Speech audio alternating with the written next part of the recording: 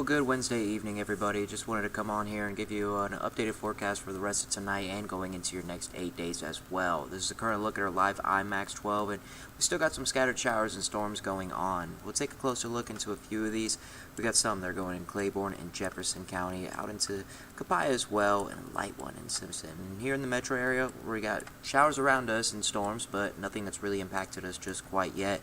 Take it a little bit farther up, looking north, you can see in the northern part of Yazoo County, going into, let's say, Holmes, Humphreys, even another one that's starting to move into Sharkey as well with more scattered storms. A few lightning strikes associated with this one. That's a little bit heavier downpour right along that Highway 49 area just north of Yazoo City as well. So a few storms still going on throughout the area, but they won't last too much longer. Here's a live look over the metro, and it's pretty right now as we're dry, sun is setting over us, temperatures have fallen down into those upper 70s already at 79 degrees, and we got those light winds coming in from the south at just 7 miles per hour. So scattered showers and storms affecting us into the nighttime hours, but by 10 p.m., most of our models are saying that most of the rain should begin to wrap up, maybe still a few lingering showers here and there, but for sure past midnight, we should start to see those drier conditions. And by the time we're waking up on our Thursday, it'll be a nice start with some southerly winds coming into the area.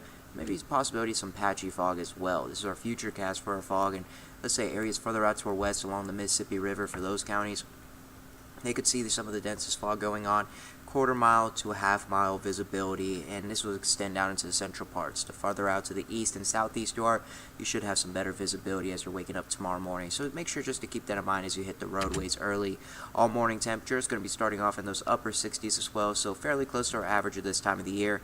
Then we get to tomorrow afternoon. It's going to be a hot one, lower to mid-90s. We're expecting a high of 92 degrees here in Jackson and in Hattiesburg, and Columbia and Vicksburg forecasted to hit a high temperature about 94 degrees for tomorrow. So they definitely look like they could be the hottest when it comes to that hottest part of the day. Now, one thing we are tracking is the possibility of a cold front pushing on through the area as we go into this weekend. So Friday, still have those southerly winds coming on in, but by the time we get to, let's say, your Saturday morning, that's where we're going to have that front to the northern end of Mississippi with that low pressure system, and throughout Saturday, it'll push its way farther down south. So by the time we get to your Sunday, a few lingering showers definitely going to be possible for our southern counties throughout the morning, but after that, northerly winds coming into the area, it's going to give us a little bit of a cool down as well. So here's a 5-day rain forecast. For tomorrow and Friday, we're expecting dry conditions. However, by your Saturday, isolated storms possible, same case scenario on your Sunday, just not as good of coverage for your Sunday. And then by Monday, we should see those mainly dry conditions as well.